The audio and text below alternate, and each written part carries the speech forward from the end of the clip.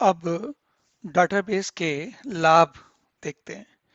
तो जो इसके लाभ हैं यहाँ पर ये देखिए करीब 15 लाभ बताए गए हैं।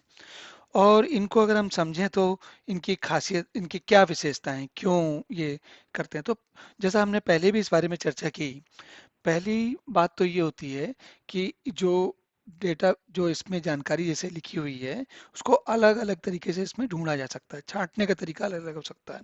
जैसे आप मांग ढूंढ सकते हैं कि पुलक विश्वास के नाम से कितनी पुस्तकें हैं, तुरंत बता देगा आपको ये। फिर क्या होता है, जैसे हमने इस तरीके से लिखा है इसको, तो इसकी छोटा डेटाबेस तो कोई बात नहीं, अगर डेटाबेस बड़ा है तो इसका रख रखाव, इसका मतलब इसको चलाना, अ, इसको, जैसे अब ये मान लीजिए इसमें कुछ गड़बड़ हो जाए तो आप इसको कैसे लेके आएंगे। तो इसके लिए क्या करते हैं, इसकी एक प्रतिलिपि बना ली जाती है, एक या दो या तीन या चार प्रतिलिपि बना के रखी जाती हैं। और वो प्रतिलिपियां अलग अलग जगह रखी जाती हैं, अलग अलग देशों में, अलग अलग शहरों में, ताकि अगर एक में कुछ गड़बड़ हो तो कहीं दूसरी जगह से उसको ला सकें। तो इसका बैक, उसको बोलते हैं अंग्रेजी में बैकअप करना। मतलब पहले तो हम सेव करते हैं, पहले तो सुरक्षित करते हैं, फिर आवश्यकता पड़ने पर रिकवरी करते हैं, बैकअप से रिकवरी करते हैं। तो इसके अतिरिक्त, जैसा कि हमने पहले भी कहा कि फाइलों की अपेक्षा इसमें, अब इसमें जो ये सारी जानकारी है, ये कुछ ऐसी व्यवस्था में रहती है कि ये इसको देखने जाने के लिए डाटाबेस में अलग से अ, आपका नाम और उसका जो एक सुरक्षा, जैसे होता है ना पासवर्ड और यूजर नेम और पासवर्ड होता है ना, तो जैसे व्यक्ति का जो प्रयोगकर्ता का नाम है और उसका जो अलग से उसका ताले की चाबी है, वो दोनों चीजें उसकी अलग रहती हैं। तो ये फाइलों में एक बार आप पहुंच गए तो सारी देख सकते हैं, लेकिन उसमें ये, उसमें भी आजकल तरीके आते हैं कैसे, कहाँ पर क्या देखने की अनुमति है क्या नहीं है। पर यहाँ पर ये अनुमति अलग से लगती है, तो अनुमति लगा सकते हैं।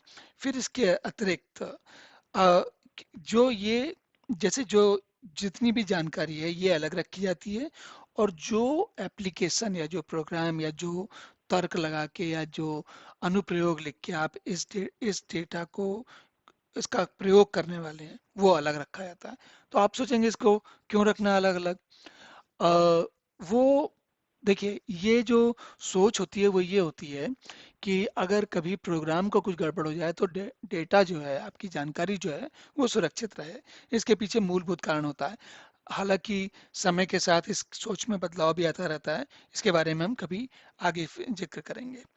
तो अब इस तरीके के उसमें से, अब मान लिया ढूंढना था कि नरेंद्र नाम से कितने ऑथर हैं हमारे पास, तो वो बता देगा।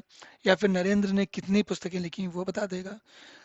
और ये सारी जानकारी को ऐसे रखा जाएगा कि आप उसको जब चाहें तो फटाफट ढूंढ सकें। और इसमें, अब देखिए, मान लीजिए नरेंद्र को नरेंद्र कुमार लिखना है हमको, है ना, तो उसको जो जो बदलना है वो बड़ी आसानी से हो सकता है। तो इस तरीके की चीजें, बदलाव बहुत आसानी से किया जा सकता है। बदलाव को क्या क्या बदला उसको संभाला जा सकता है। तो इस तरीके से और बहुत सारे काम किए जा सकते हैं डेटाबेस के साथ, जिससे कि काम जल्दी होता है और सुरक्षित होता है, और कई लोग एक साथ कर सकते हैं। और उसको, जो उसमें छानने की प्रक्रिया होती है, जो ढूंढ कोई भी चीज ढूंढने की प्रक्रिया है, वो अ, आसान और जल्दी दोनों हो सकती है। तो कुल मिला के जो बात समझ में आती है वो ये होती है, क्योंकि ये एक तरीके से केंद्रीय भंडारण है डाटा का, और उसका केंद्रीय रख रखाव है। तो जैसे हम देखते हैं ना कि राज्य सरकारें अलग काम करती हैं और केंद्रीय सरकार अलग काम करती है। तो केंद्रीय सरकार जो काम करती है, उसका उसका विस्तार ज्यादा होता है, क्योंकि उसको सब जगह के लिए काम करना है। और जबकि राज्य सरकार का विस्तार अपने राज्य में सीमित होता है। तो जैसे इस चूंकि डेटा अब केंद्रीय हो गया बजाय क्षेत्रीय होने के, तो उसकी जो पहुंच है वो लोगों तक बढ़ जाती है। और अगर उसको आपने ठीक से संभाला है, उसको उसके सही नियम लगाए हैं, तो उससे ज़्यादा काम किया जा सकता है।